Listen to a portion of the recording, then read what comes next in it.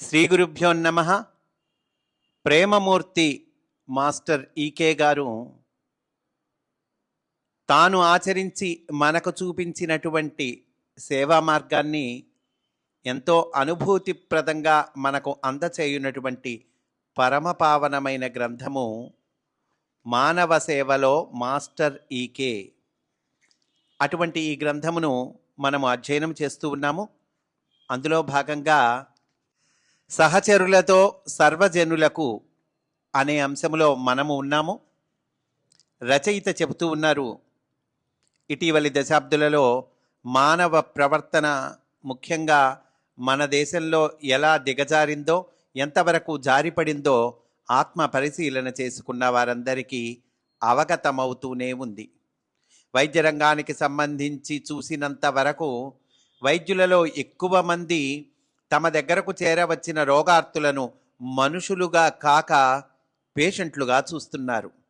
City bus వాడు మనుషులను టిక్కెట్లుగా చూసినట్లు సన్నిహితునిగా స్వీకరించి స్నేహితునిగా లాలించి నారాయణ స్వరూపుడై రోగికి స్వస్థత చేకూర్చవలసిన వైద్యుడు తనకు రోగి పరాయివాడుగాను తాను రోగికి కిరాయివాడుగాను చూసుకుంటున్నాడు.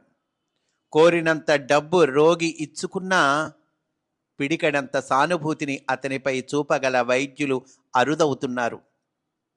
ఇంకా డబ్బు చెల్లించుకోలేని వారి జీవితాలు ఈ డాక్టర్లకు అమూల్యాలు. అంటే విలువ కట్టలేనివి కావు, కట్టనక్కరలేనివి. ఎక్కువ మంది వైద్యులు వైద్యాన్ని సేవగా కాక వ్యాపారంగా పెంపొందిస్తున్నారు. వారి బడి చదువులు రాబడి చదువులుగా వారు విశ్వసిస్తున్నారు. ప్రజాధనంతో నడుస్తున్న విద్యాలయాల్లో విశ్వవిద్యాలయాల్లో చదువుకొని ప్రజల ధనాన్ని మరింత దండుకునేటందుకు అర్హతని సంపాదిస్తున్నారు. తల్లిదండ్రులు పెంచిన తన శరీర బలంతో కొడుకు తల్లిదండ్రులనే బయటకు గెంటగలిగినట్లు ప్రభుత్వ వైద్యశాలల్లో డాక్టర్ ఉద్యోగం ఇంటి దగ్గర ప్రైవేటు ప్రాక్టీస్కి జనాన్ని లాక్కోవడానికి పనికి వస్తుంది. ఇంటి దగ్గర ప్రాక్టీసు తనకు గల హోదాతో ప్రభుత్వ వైద్యశాలలోని సౌకర్యాలను చివరకు పడకలను కూడా అమ్ముకోవడానికి పనికి వస్తోంది. కోట్ల కొలది ఖర్చుతో ఏర్పాటు చేయబడిన ప్రభుత్వ ఆస్పత్రులు వైద్యుల అవినీతిని అదమాయించలేక దిగాలు పడి చూస్తున్నాయి. దేశ సంపద ఎంత ఉన్నా జాతికి నీతి కరువయిందే అని అల్లోపతికి తండ్రి వంటి వాడైన హిపోక్రటస్ వైద్యశాస్త్రాన్ని సేవాబుద్ధితో అభ్యసించమని ఉద్ఘోషించాడు. మీరు నేరుగా ఎవ్వరిని డబ్బులు అడగవద్దు. డబ్బులను బట్టి రోగి ఎడల శ్రద్ధ చూపే అవినీతిని మీరు అలవరుచుకోవద్దు. మనిషి ఆర్థిక స్థితిని బట్టి కాక అనారోగ్య స్థితిని బట్టి మీ కర్తవ్యాన్ని శ్రద్ధతో నిర్వహించండి. మీరు ఒక కోటు వేసుకోవాలి, ఆ కోటుకు వెనక ఒక జేబు ఉండాలి. రోగార్తుల ఇండ్లకు వెళ్ళి మీ కర్తవ్యాన్ని నిర్వహించి మీరు వెనుగు తిరుగుతున్నప్పుడు సేవ పొందిన వారు కృతజ్ఞతాసూచకంగా తమ శక్తి కొలది మీ వెనక జేబులో పడవేస్తారు. ఇలా దివ్యమైన దినచర్యలో మీరుండగా మీ వెనుక జేబులో పడుతున్నది మీ కుటుంబ పోషణకు వైద్య నిర్వహణకు చక్కగా సరిపోతుంది అన్న సద్భావాన్ని ఆయన వ్యక్తం చేశాడు. ఇప్పుడు పెద్ద పెద్ద ఆసుపత్రులలో హిపోక్రటస్ బొమ్మ పెట్టబడి ఉంటుంది. కానీ వైద్యులు మాత్రం ఆయన సందేశానికి కట్టుబడి ఉండరు. వెనుక జేబు పెట్టుకోమని ఆయన చెబితే వెనుక ముందు చూడకుండా వీళ్ళు రోగుల నుండి గుంజుతున్నారు. రోగి తన వెనుకనున్న ఆస్తి కరిగిపోయి వెన్ను విరిగిపోయి విడిచిపెట్టని తన రోగంతో నేల కొరిగిపోతున్నాడు. ఈ వైద్య వ్యాపారంలో వంచన కూడా చోటు చేసుకోవడం మరీ దారుణం. డాక్టర్లకు సంబంధించిన వారే ఆ డాక్టర్ల వైద్యశాలకు ప్రక్కన మందుల షాపులు పెట్టడం, అందులో ఉన్న మందులు అవ్వకుండా నిలువ ఉన్న మందులు, తమకు కమిషన్ని బహుకరించే వివిధ కంపెనీల మందులు ఈ వైద్యులు రోగుల చేత కొనిపిస్తూ ఉండడం, అవసరమున్నా లేకపోయినా తాము తెరపించిన ల్యాబులలో మరలా రోగులను పరీక్ష చేయించుకొని రమ్మనడం, గ్రహదానాల్లాగా అన్ని చోట్ల వారికి రోగి ముడుపులు చెల్లించుకోవలసి రావడం మొదలైనవి ఎన్నెన్నో వైద్యుల వంచన నైపుణ్యానికి తార్కాణాలుగా నిలచి రాజ్యమేలుతున్నాయి. ఈ వ్యాపారంలో వంచనతో పాటు అశ్రద్ధ కూడా చోటు చేసుకోవడం క్షంతవ్యం కాని దారుణం. చాలామంది వైద్యులకు పేషెంటు మనిషిగా కనిపించటం మానేశాడు. అతని దేహం తన దేహం లాంటిదేనని వైద్యునికి ఏ కోశానా అనిపించటం లేదు. అందుకే తానేం చేస్తున్నాడో, ఏం కోస్తున్నాడో ఆ వైద్యునికి అంతగా పట్టడం లేదు. ఒక పన్నుకు బదులు మరో పన్ను, ఒక కన్నుకు బదులు ఇంకో కన్ను, ఒక కాలుకి బదులు మరో కాలు, ఒక వ్యక్తిని వదిలి ఇంకో వ్యక్తిని కోసేస్తున్నారు. అదేమిటి అంటే రోగులను సర్దుకోమంటున్నారు. ధనతృష్ణలో పడిన వీరు ధర్మ నిర్వహణలో పాతాళ స్థాయికి పతనమైపోతున్నారు. అన్నిటినీ మించిన అనర్థం ఎక్కడ వచ్చిందంటే, సామర్థ్యం లేని వాళ్ళ వైద్య వృత్తికి తగని వాళ్ళు కులాల పేరునో, డొనేషన్లు కట్టో, రికమెండేషన్లు చూపెట్టో డాక్టర్లు అయిపోతున్నారు. తమ అసామర్థ్యాన్ని డిగ్రీల వెనుక కప్పెట్టుకుంటున్నారు. పనిచేయలేని వీరి ధనదాహానికి మాత్రం అవధులుండవు. అంటే పని అయితే చేయరు, కానీ ధనదాహం మటుకు చాలా ఉంటుందండి. ఈ అవలక్షణాల అన్నిటి వెనుక మూల సూత్రం ఒకటి ఉన్నది. అది వైద్య స్వభావం లేనివారు వైద్య రంగంలోనికి పెద్ద సంఖ్యలో ప్రవేశిస్తూ ఉండటం. తీరని ఈ దోషం వల్ల వైద్య రంగంలోని అన్ని విధానాలు పెద్ద ఎత్తున కలుషితమయ్యాయి. వైద్య స్వభావం ఉన్నవాడికి సేవ చేయడం స్వధర్మంగా అతని నుండి వ్యక్తమవుతుంది. ఆర్తజన సేవలో అతనికి అంతులేని తృప్తి దొరుకుతుంది. ఆ తృప్తికిచ్చిన చోటు అతడు ధన సంపదలకు ఇవ్వడు. ఆ స్వభావం ఉన్నవాడు దారి తప్పమని బలవంత పెట్టినా తప్పడు. అలాంటి వైద్యమూర్తుల సంఖ్య అరుదవ్వడం, దానివలననే దేశానికి ఈ అరిష్టం పట్టింది.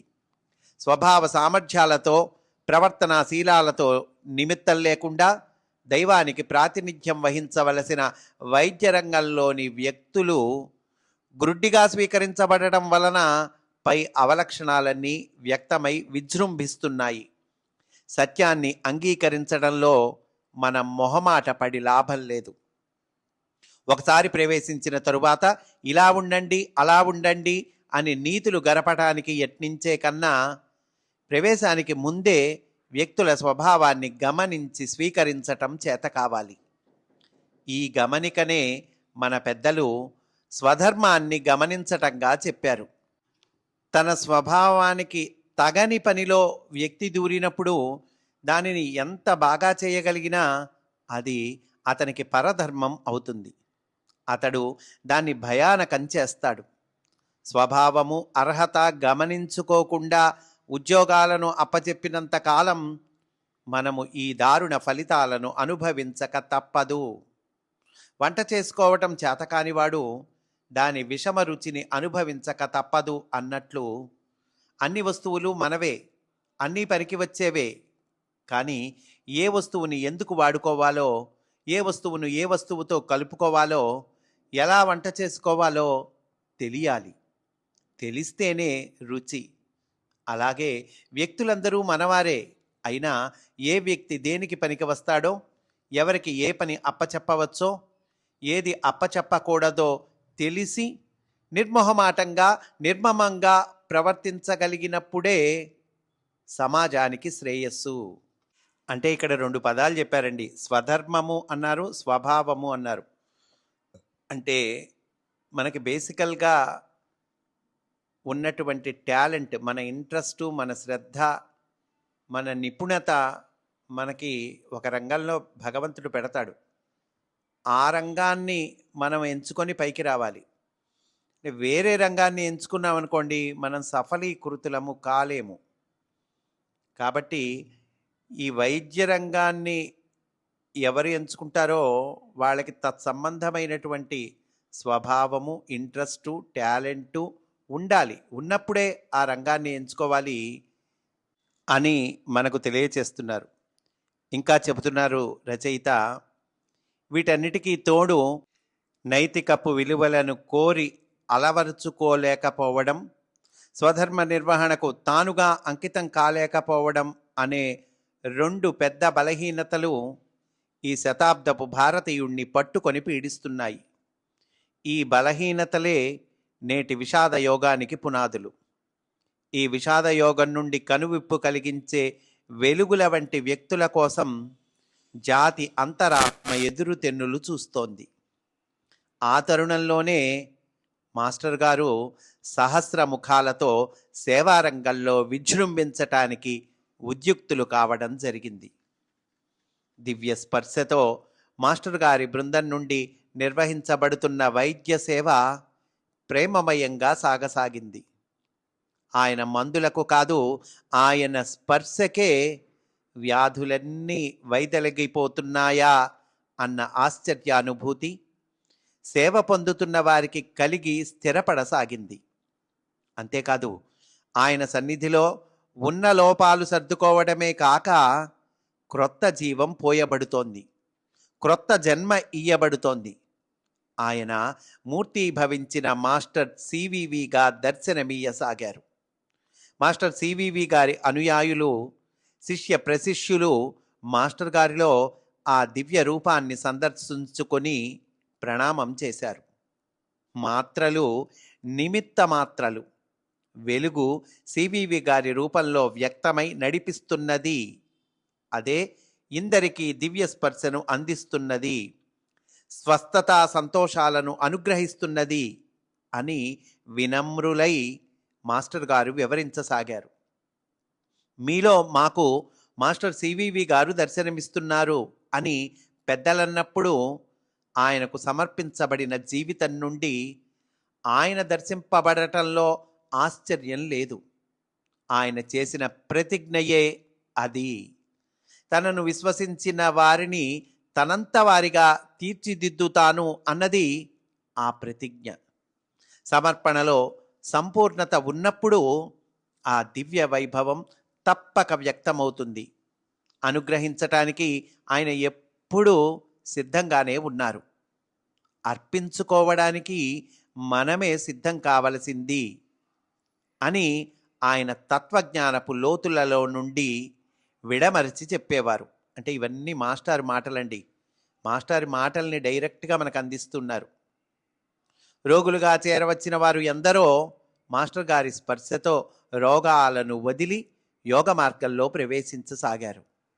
సేవకులుగా, సాధకులుగా, ప్రేమ మార్గ ప్రవర్తకులుగా వారు ఆయన సన్నిధిలో రూపొందసాగారు. ఆయన స్పర్శ పరుసవేది వంటిది అని చక్కగా మనకు వివరిస్తూ ఉన్నారండి. ఈరోజు ఇక్కడితో పూర్తి చేసుకుందాము. తర్వాత ఎపిసోడ్లో కూడా ఇదే అంశంలోని విశేషాలను చెప్పుకుందాము అని సవినయముగా మనవి చేసుకుంటూ స్వస్తి. వాసుదేవా.